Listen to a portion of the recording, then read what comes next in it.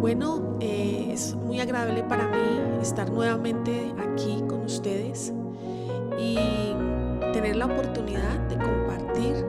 Les saludo a cada uno y me complace saber siempre que cada uno de ustedes va llegando a esta transmisión.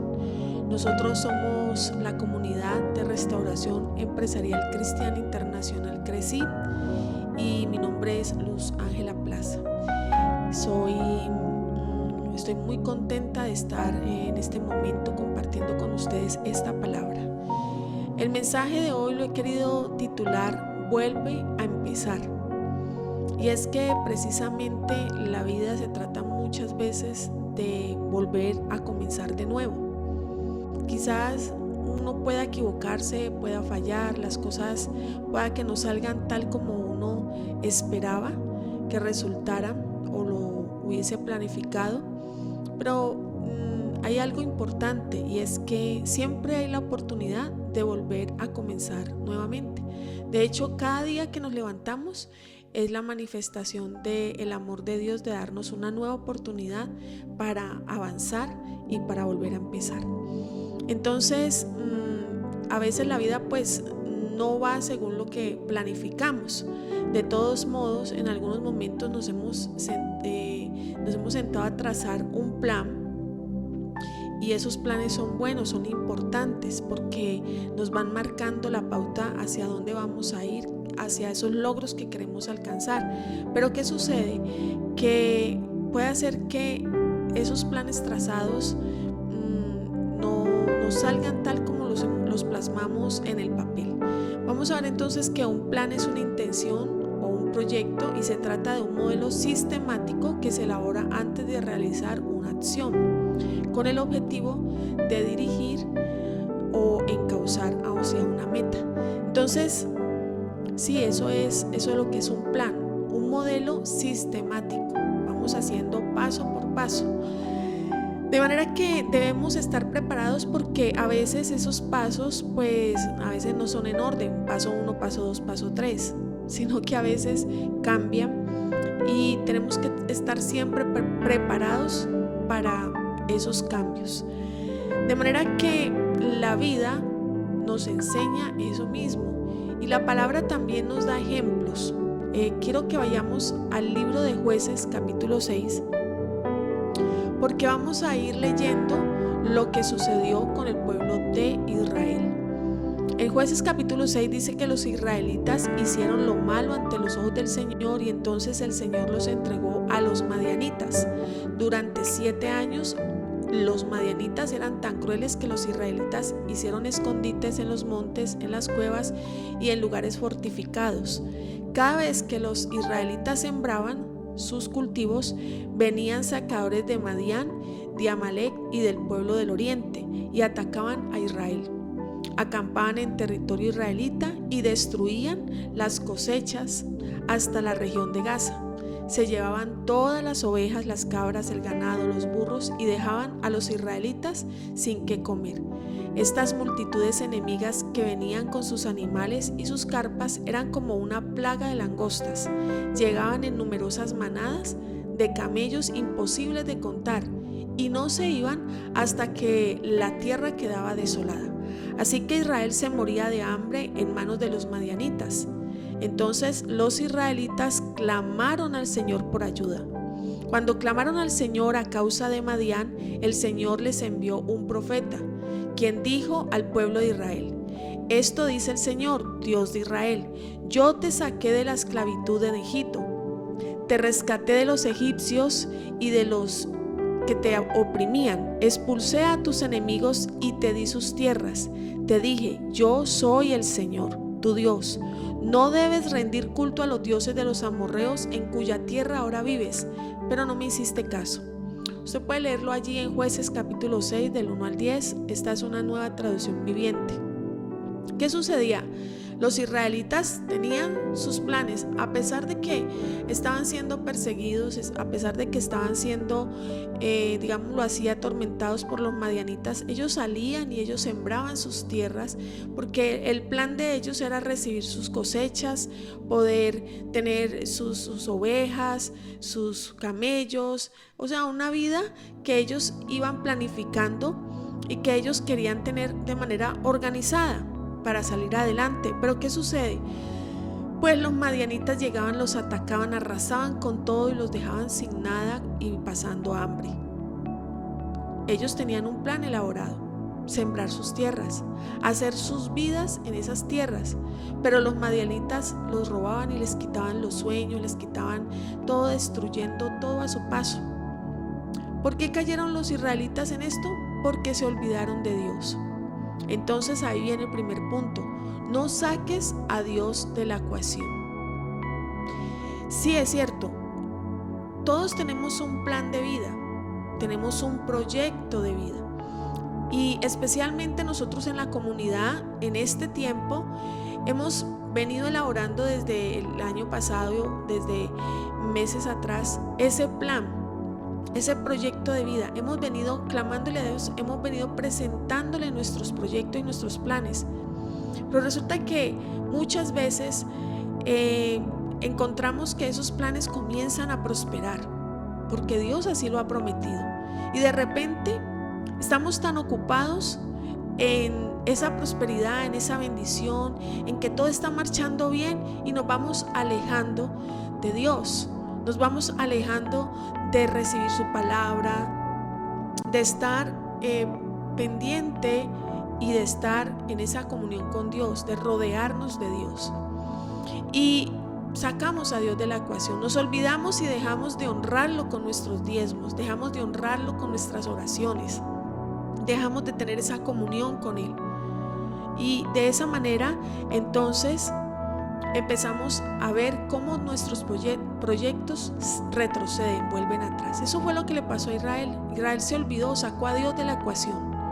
Pensaron que porque llegaban a esa tierra y la poseían, entonces ya no necesitaban a Dios, y vieron cómo su vida se fue llenando de idolatría, de todos esos dioses paganos. Muchas veces nuestra vida se va llenando de otras cosas que quitan, o que nos hacen quitar más bien la mirada de Dios, y podemos hasta caer en el pecado de darle el honor o la gloria a esas otras cosas o a esas otras personas, o inclusive a nuestra propia capacidad e inteligencia, sacando así a Dios de la ecuación. Sigamos con el relato. Dice la palabra: entonces el ángel del Señor se le apareció y le dijo: guerrero valiente, el Señor está contigo. Señor, respondió Gedeón, si el Señor está con nosotros, ¿por qué nos sucede todo esto? ¿No le parece conocida esa frase? Uno escucha a muchos cristianos decir: si yo estoy con Dios, si yo diezmo, si yo voy a la iglesia, si yo oro, si yo hago bien, ¿por qué me sucede todo esto? Frente a una enfermedad, frente a una catástrofe, frente a la escasez, frente a una quiebra, a una deuda. ¿Por qué nos está pasando todo esto? ¿Por qué me sucede esto? Y continúa el relato: ¿y dónde están todos los milagros que nos contaron nuestros antepasados? Esa es la manera como nosotros hacemos. ¿Dónde está todo lo que nos dice el pastor? Todo lo que dice la gente que lee la Biblia, que vienen los milagros. ¿Dónde está? Tal vez en estos tiempos esa ha sido una de las preguntas que más nos hemos hecho. Dice: ahora el Señor nos ha abandonado y nos entregó en las manos de los madianitas. Entonces el Señor lo miró y le dijo: ve tú con la fuerza que tienes y rescata a Israel de los madianitas. Yo soy quien te envía.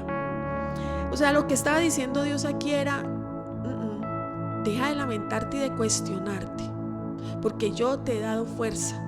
Ve con esa fuerza y saca a los madianitas, rescata al pueblo. Entonces dice: yo soy quien te envía. Pero Señor, respondió Gedeón, ¿cómo podré yo rescatar a Israel?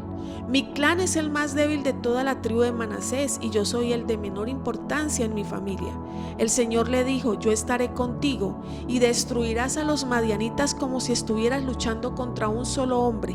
Si de verdad cuento con tu favor, respondió Gedeón, muéstrame una señal para asegurarme de que es realmente el Señor quien habla conmigo.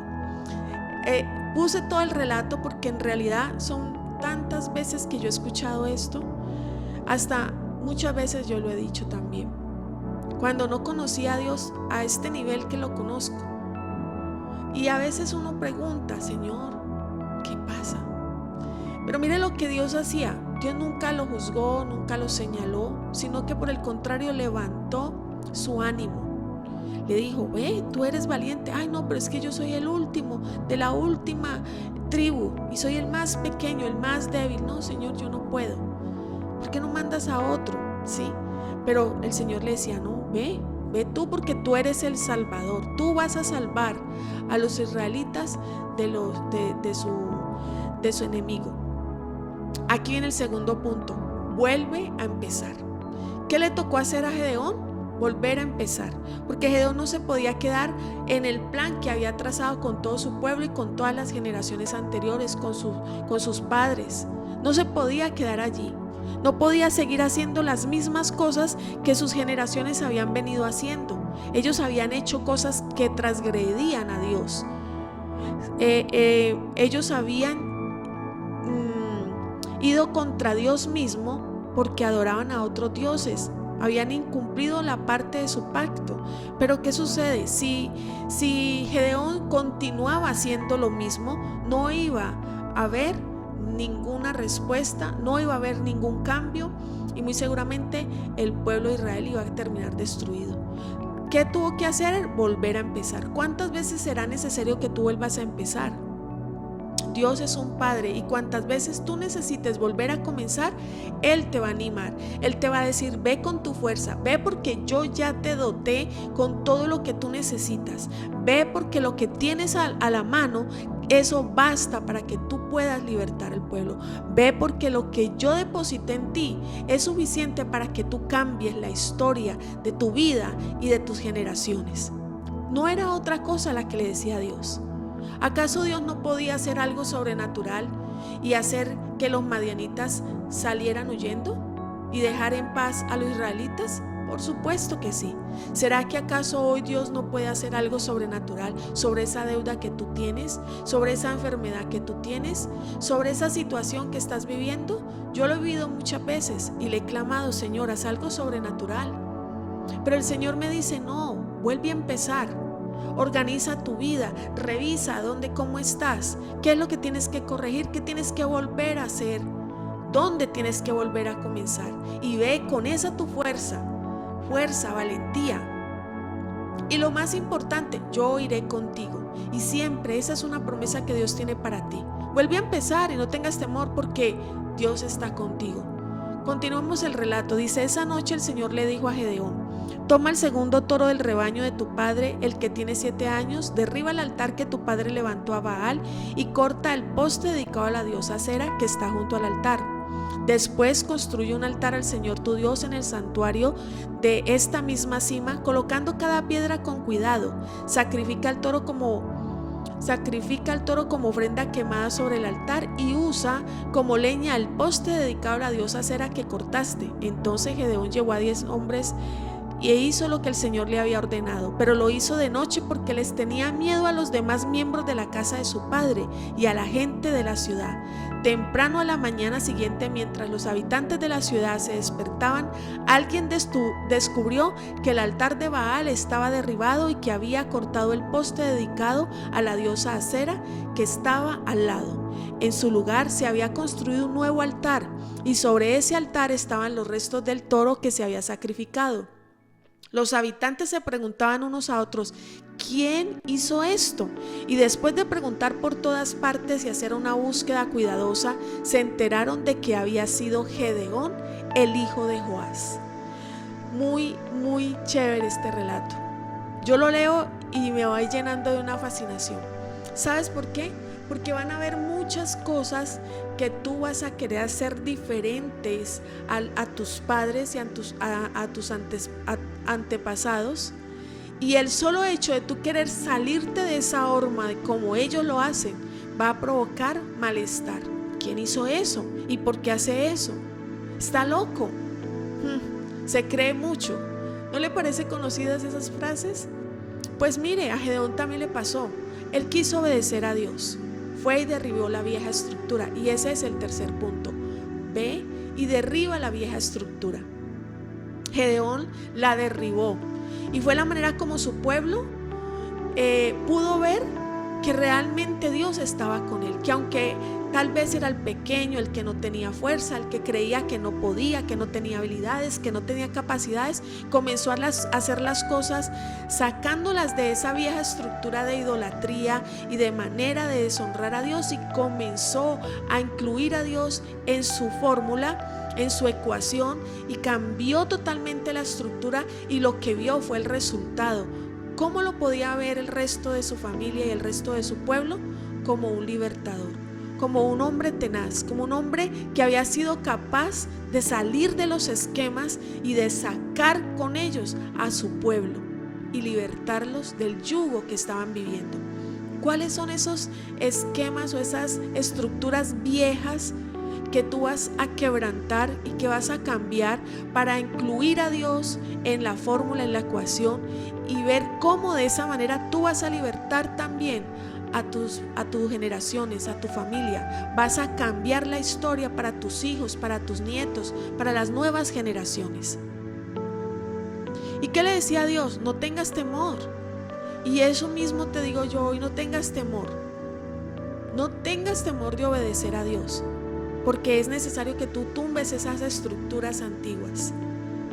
Hay muchas personas que le dicen a uno: no, pero es que mi familia no está de acuerdo, no le parece. Sí, con todo el respeto tú le tienes que decir: voy a hacer las cosas de manera diferente, porque quiero ver resultados diferentes. Y esa manera de hacerlo es que tú vayas de la mano de Dios. No permitas o no te preocupes más bien porque todos te critiquen, pues a Gedeón lo criticaron, lo juzgaron.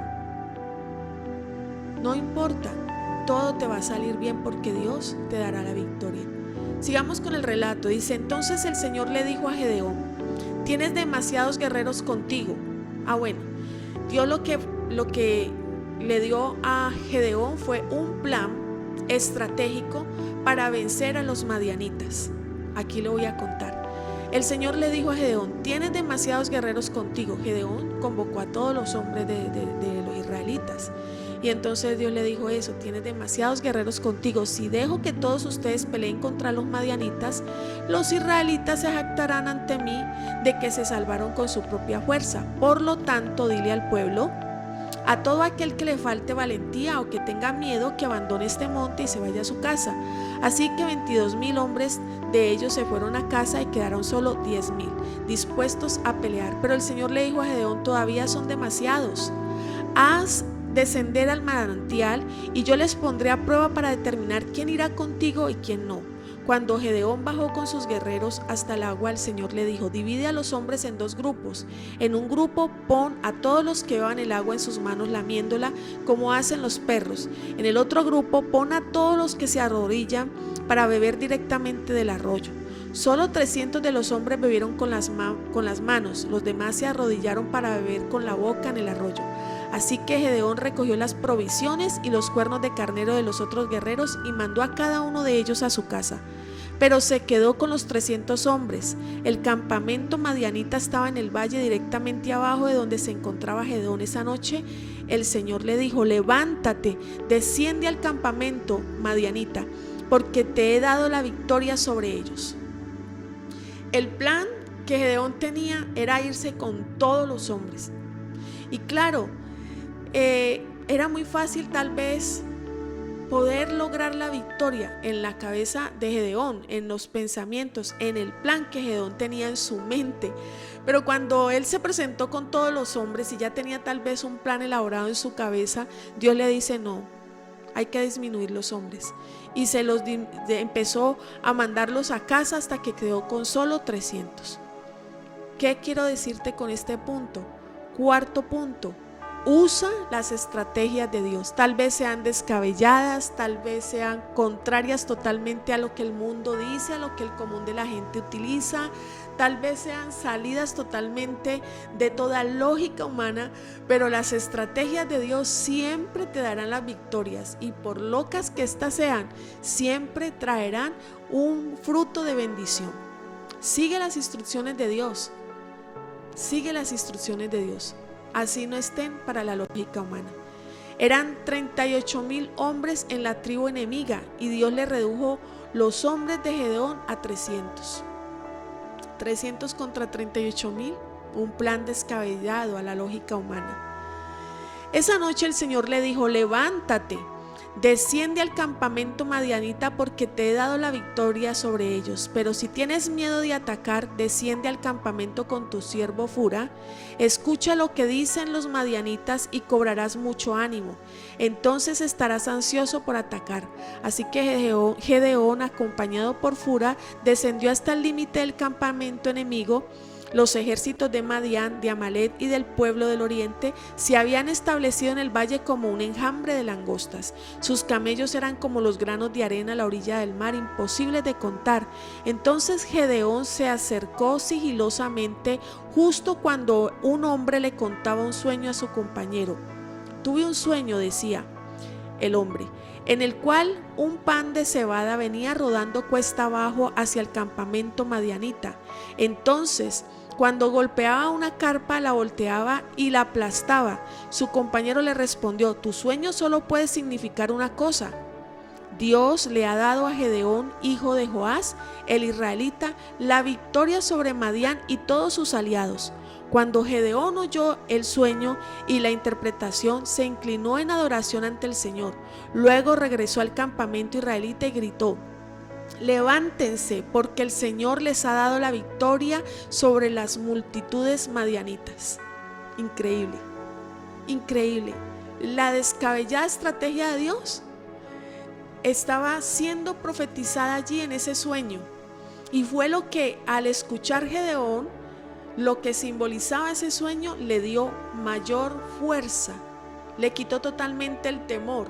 Cuando tú escuchas el plan de Dios, cuando tú ves, haces que tu mente se acomode a lo que Dios dice y cómo Dios lo dice, se te amplía todo, la fuerza, la victoria. Quinto punto, Dios te rodeará de las personas para lograr tus victorias.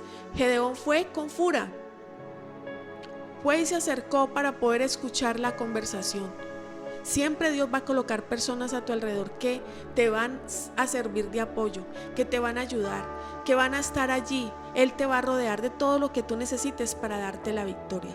Cuando Gedeón oyó el sueño y la interpretación, se inclinó en adoración al Señor. Luego regresó al campamento israelita y gritó: levántense, porque el Señor les ha dado la victoria sobre las multitudes madianitas.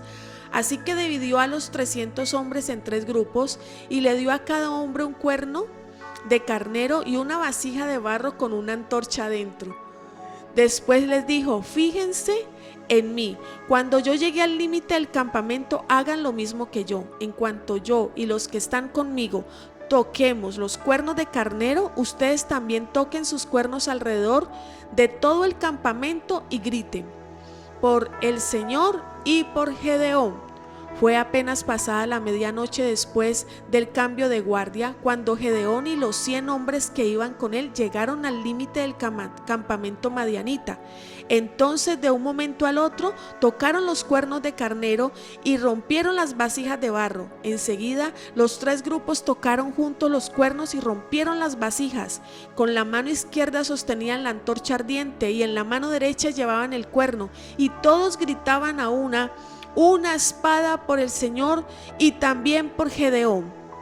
Cada hombre permaneció en su puesto alrededor del campamento y observaron cómo los madianitas corrían de un lado a otro, llenos de pánico y gritando mientras se daban a la fuga.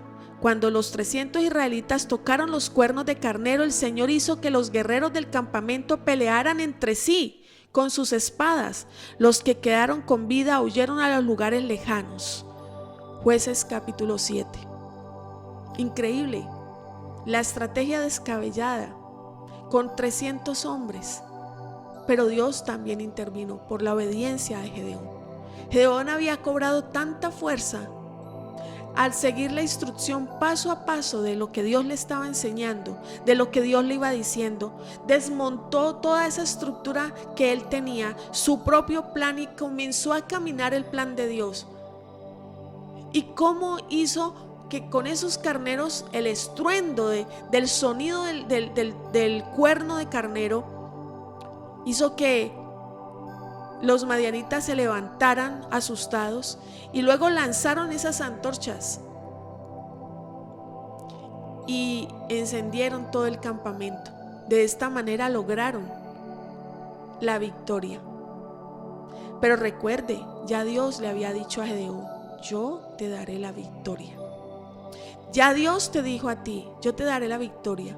Estamos sentados juntamente con Cristo en lugares celestiales. Jesús ya lo hizo.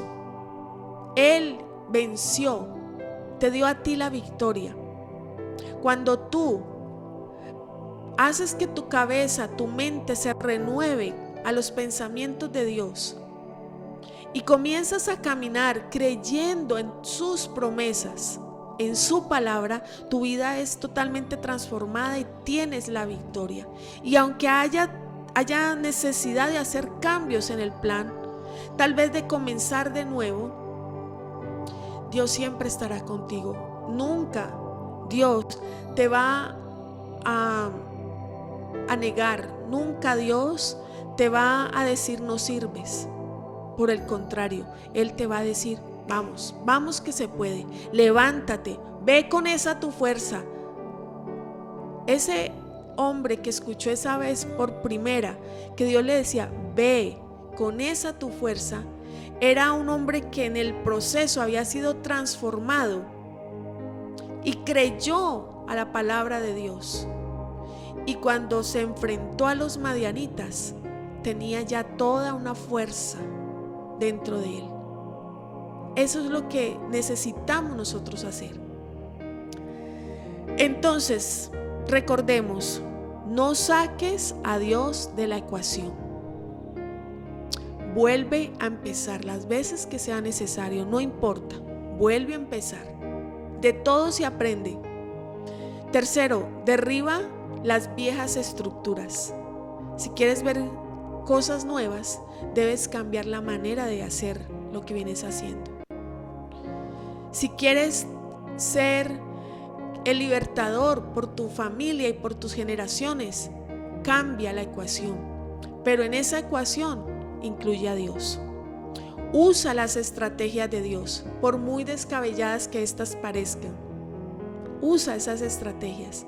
Tal vez en el momento no lo entiendas, pero cuando tú comienzas a dar esos pasos sobre esas estrategias y ese plan que Dios te dice, vas a ir viendo cómo se amplía el panorama. Quinto, Dios te rodeará de las personas para lograr tus victorias. Él trae las personas que sean necesarias a tu vida para que alcances esas victorias. Entonces verás cómo el plan de Dios sí funciona. Bueno, eso era lo que quería compartir contigo. Espero que puedas escuchar de nuevo este mensaje, que puedas detenerte en los detalles, porque pues por cuestión de tiempo yo no puedo hacerlo. Pero en tus estudios personales toma nota y empieza a leer y empieza a evaluar en qué punto estás tú y cuáles debes cambiar. Y también te animo a que este tema, que esta palabra, este mensaje te enriquece tanto, puedas compartirlo con otras personas igualmente para que ellos también sean enriquecidos. Así que te esperamos en una próxima oportunidad. Chao, chao.